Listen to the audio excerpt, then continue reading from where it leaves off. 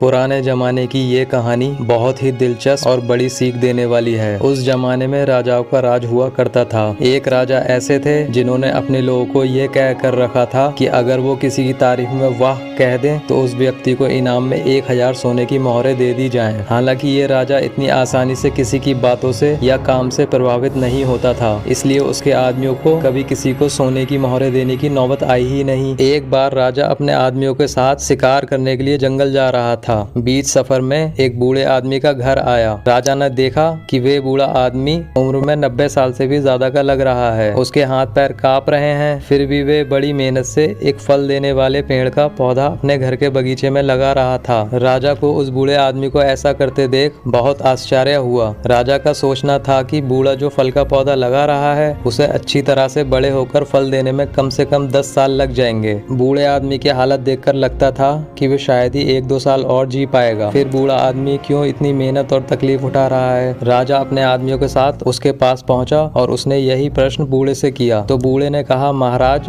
अगर यही सोच मेरे दादा परदादा रखते तो आप मेरे बगीचे के इन कई पेड़ों को जो मेरी उम्र के थे तब लगा कर गए थे शायद यहाँ नहीं देख पाते और ना ही मुझे उनसे फल खाने के लिए मिलते। जैसे मेरे दादा परदादा ने मेरे बारे में सोचकर उन पौधों को लगाया था, मैं भी अपने बच्चों और बच्चों के बच्चों को ध्यान में रखकर इस पौधे को लगा रहा हूँ। मेरे पूर्वजों ने उनका फर्ज अदा किया था, अब मैं मेरा फर्ज अदा कर रहा हूँ। राजा ने जैसे ही बूढ़े आदमी के विचार सुने तो उसके मुंह से वाह निकल गया। राजा के आदमियों ने राजा के मुंह से वे शब्द सुनते ही उस बूढ़े आदमी को 1000 सोने की मोहरों वाली थैली इनाम के रूप में दे दी। 1000 सोने की मोहरें पाकर बूढ़ा आदमी बहुत खुश हो गया और उसने कहा कि देखिए महाराज, आप कहते थे कि ये पौधा मुझे शायद फल नहीं दे पाएगा, लेकिन इस पौधे ने तो मुझे आज सोने के मोहरों के रूप में फल दे दिया। बूढ़े आदमी के सकारात्मक विचारों से प्रभावित होकर राजा ने फिर से 2 बार वाह वाह बोला। राजा के आदमियों को तो आदेश के अनुसार हर वाह शब्द के लिए 1000 सोने की मोहरें देनी थी, इसलिए उन्होंने बूढ़े आदमी को 2000 सोने की मोहरें और दे दी। फिर से इतनी सारी सोना की मोहरें पाकर बूढ़े आदमी ने खुशी से कहा, महाराज, मैंने तो सिर्फ सुना था कि कुछ राजा दयालु और बड़े दिल वाले होते हैं, लेकिन मेरी इतनी उम्र हो गई फिर भी कभी देखा नहीं था, लेकिन आज पहली बार आपको देखा